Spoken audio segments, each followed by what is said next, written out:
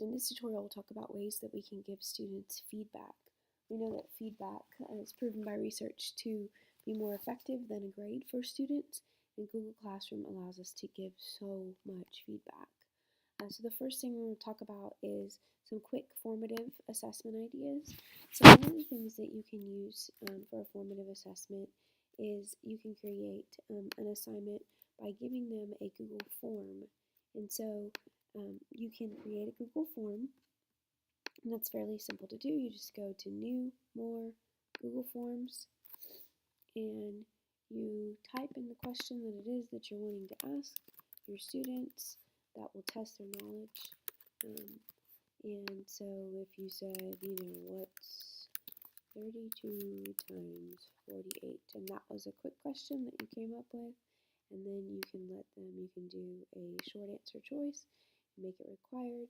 You're going to then grab the link for the students, which you can find by clicking on send and grabbing a link, and then you can go back to Classroom and you can paste that link here for the students to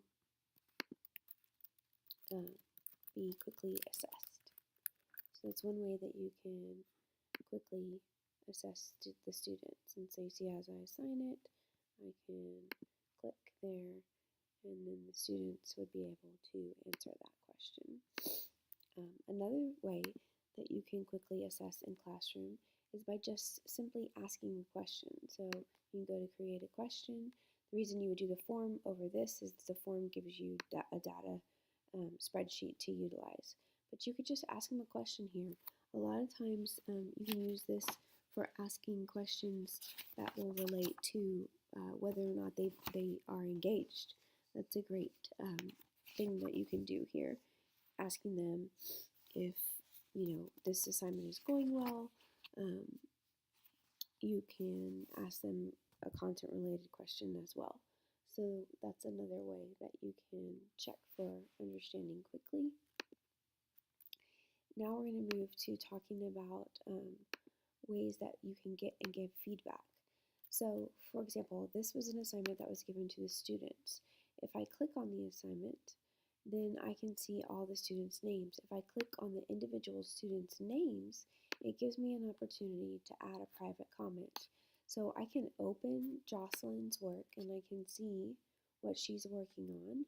And after I look at it, I can make a determination as to what she needs help with. You still need to look at number 3, tell her something like that, and then I click post, and she has a comment that's private between her and I. She can also comment back to me, and we can continue to work before she turns in her assignment. She's getting feedback that's real time.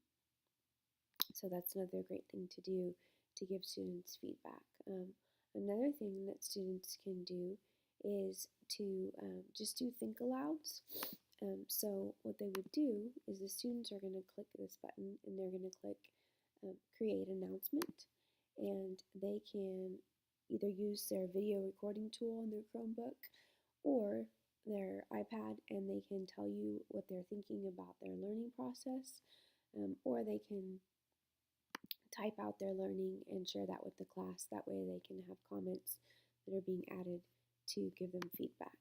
So that is a way that they can think aloud. And then we have the collaboration feature within Classroom.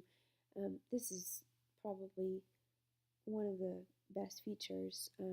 So a lot of teachers will just use this as a way to pin something to get out to students. But if we create an assignment and say I want to give them this form and I click add, I have options here. I can just let the students view the file. I can allow them to edit the file, which means that all 30 students in the class can edit one file. Or I can make a copy for each student, which means that individual students get that copy. And so if I pick the can edit file, then I really allow them a lot of collaboration. Another thing that I like to do within Classroom is to share students' work. So students would decide whether or not they were ready to share the work, and they would create an announcement, and they would grab a piece of work they were ready to share for getting some feedback on. They would click on that assignment, and they would say, please give your feedback.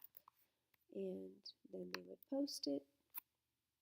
Once it's posted, then the students can add feedback here, giving some positive and corrective feedback. So that is another way that you can use the collaboration tool in the classroom.